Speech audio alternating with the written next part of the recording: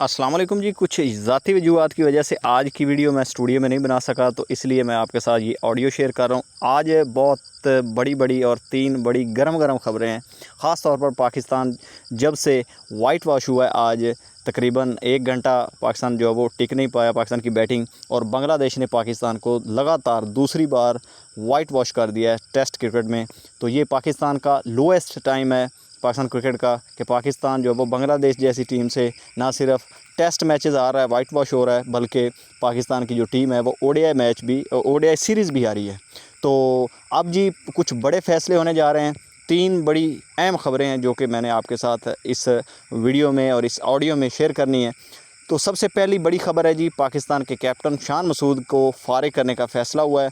इसके रिलेटेड जो है वो एक बड़े ही ऑथेंटिक और बड़े मीडिया सेल ने ये ख़बर शेयर की है, और ये जियो न्यूज़ के मुताबिक है, जिसमें याह्या हुसैनी, आपको पता है कि एक सीनियर एंकर पर्सन है, उन्होंने ये ख़बर दी है कि शान मसूद को जी फ़ारिग किया जा रहा है कप्तानी से, बल्कि कप्तानी से नहीं बल्कि टीम से भी, टेस्ट टीम से भी फ़ारिग किया जा रहा है। उनकी नाक़स जो बैटिंग है, क्योंकि आपको पता है कि वो 30 की एवरेज से जो वो मॉडर्न डे में भी वो पाकिस्तान के कैप्टन हैं टेस्ट में। इससे पहले मिसबाह उल हक आपने देखा कि तकरीबन 50 की उनकी एवरेज थी। फिर यूनुस खान थे, मोहम्मद यूसुफ थे, इंज़माम उल हक थे।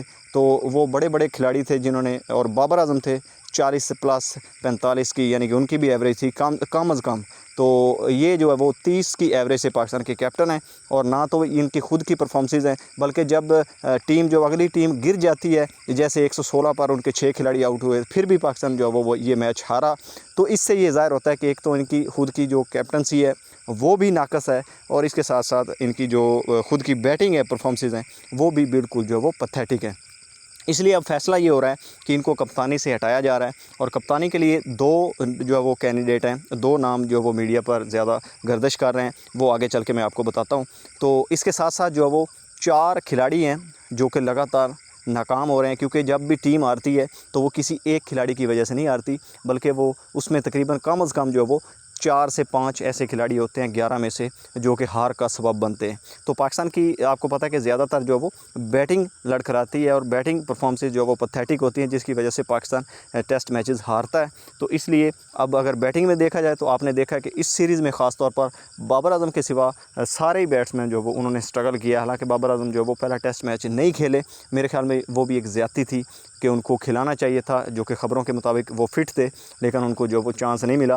तो चलो, अगर उनको चांस नहीं भी मिला तो दूसरे टेस्ट में उन्होंने तकरीबन लगभग जो है वो 250 कर ही दी थी।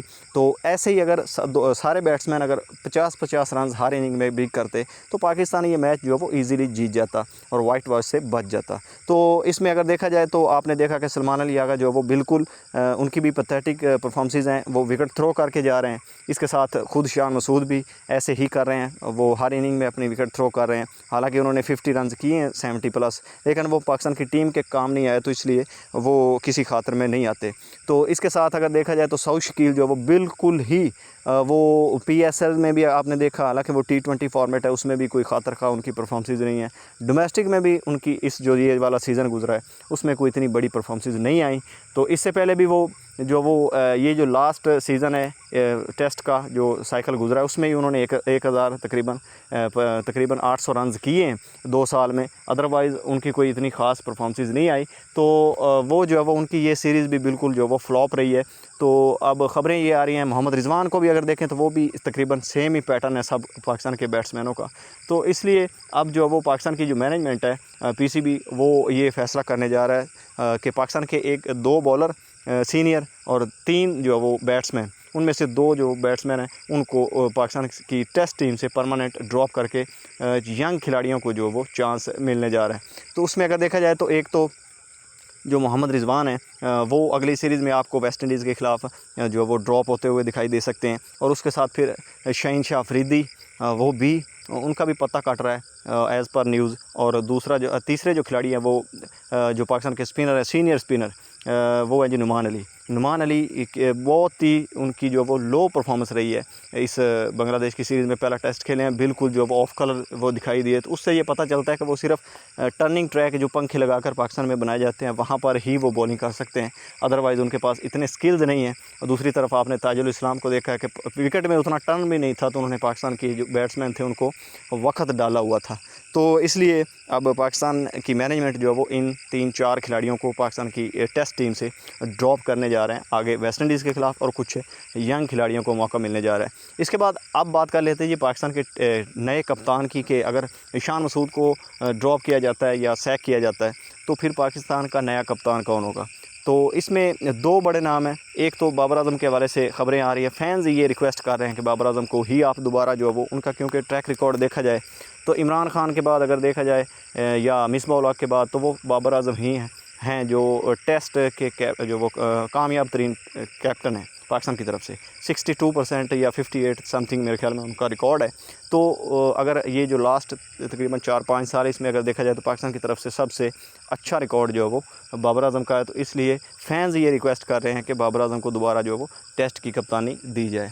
तो लेकिन जो पीसीबी के अंदर के लोग हैं वो कुछ और ही चाहते हैं, और ख़बर ये आई है कि जो न्यूज़ में मैंने देखा है या ज़्यादातर जो वो मीडिया आउटलेट्स ये ख़बरें दे रहे हैं कि जो सलमान अली आगा हैं उनको पाकिस्तान की जो वो कप्तानी सौंपने के वाले से पीसीबी में मशवरे चल रहे हैं। हालांकि ये टू अर्ली है, लेकिन आगे चल के जो वेस्ट इंडीज़ की सीरीज़ आएगी ऑस्ट्रेलिया की वनडे सीरीज़ के बाद, उसमें जो वो ये चीज़ क्लियर हो जाएगी कि पाकिस्तान का नया कप्तान कौन होता है। तो ये जी आज की कुछ इंपॉर्टेंट ख़बरें हैं। तो अगर आपको कुछ कोई सवाल है आपका, तो आप कमेंट में ज़रूर कीजिएगा। हालांकि पाकिस्तान की इस टीम के हवाले से तो बहुत से सवाल किए जा सकते हैं, क्योंकि सवाल ही सवाल हैं और तो कुछ है ही नहीं। जैसी परफॉर्मेंसेस पाकिस्तान की टीम की चल रही हैं रिसेंटली टेस्ट में ख़ास तौर पर, तो ये जो वो सवालात के तो भरमार है। आपके ज़हन में बहुत से सवाल होंगे, लेकिन आप जो है वो अपनी राय कमेंट में दे सकते हैं। अगर आप सवाल करेंगे तो इंशाल्लाह मैं उसका जवाब देने की कोशिश भी करूँगा। तो मिलते हैं जी नेक्स्ट वीडियो में इंशाल्लाह। कल आपके साथ जो वो प्रॉपर वीडियो बनाकर आपके साथ जो वो शेयर करूँगा। तो तब तक के लिए अपना भी ख्याल रखिएगा और इस चैनल का भी। अल्लाह हाफ़िज़।